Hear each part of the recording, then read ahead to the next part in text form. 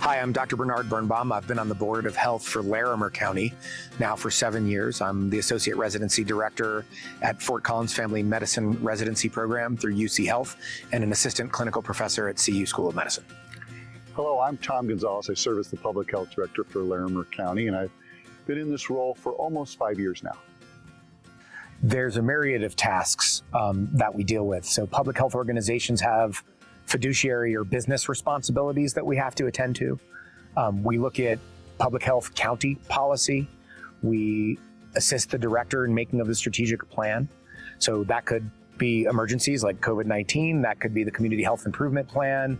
That could be discussions around suicide prevention, which came up at the last board meeting. So those are the kind of things that we engage ourselves in. We are a appointed board, appointed by the county commissioners. That means that while we are appointed by people who are elected politically, we are not elected politically ourselves. That's incredibly important to allow us to step back and make decisions in the interest of the public that are not subject to our being voted on, which I think is very, very important when you're dealing with matters that may not be popular. The reality of it is that decisions that we make may influence what people have to do. And while we do have to answer to the county commissioners, we're not answering to the public at large. And I think that that's important when making hard decisions. We have a 5-member board, which is enough that it gives an opportunity for some dissent. And our decisions are not always unanimous. But we have a process that gets us there in a very peaceful way that I feel allows each member to say their piece, to be thoughtful, and to feel like they've been heard.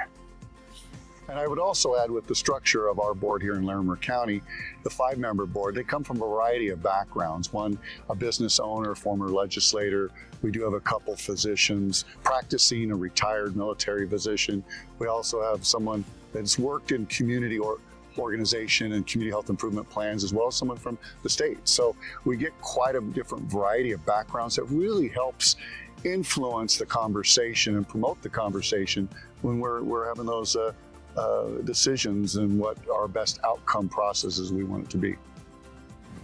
So I think it's absolutely essential that a board member be willing to understand what is public health. What are the 10 essential features of public health? What is Public Health 3.0? What are these acronyms that we need to understand? And be willing to study that, and to be willing to step back from the individual and look at the community. Those are sort of the prerequisites, and I feel like we've done that. I also feel like we've done a decent job of geographic representation. This is a large county physically, and we represent a number of different communities, and I think that's important and something that we could always be better on. Yeah, typical meetings are actually pretty well structured. So prior to meetings, the board gets a packet of information, and it's really essential that we study and go through that packet so that we're familiar with the information. There's a set agenda that includes fiduciary responsibilities, major things that have to be accomplished. At the beginning of every board meeting is an opportunity for public comment, and I think that that's an essential component of every public meeting. Following that, our discussion of the items that are on the agenda, and then finally discussion of a director's report, where the director is able to report what is the department working on over the last month. Since we meet monthly, it's a nice cadence to be able to actually have a pretty good sense of what's happening in the department, and provide feedback as needed. Excellent, Bernie. I agree.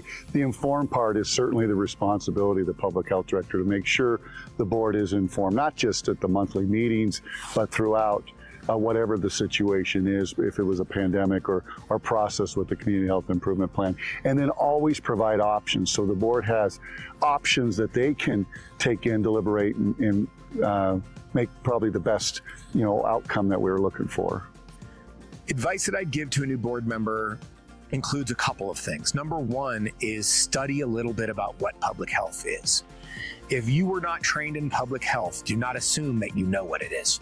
I think it's important to actually spend some time learning, digesting it, asking questions. I think when a new board member starts, it's important not to come in with a specific agenda. I think it's important to come in and learn.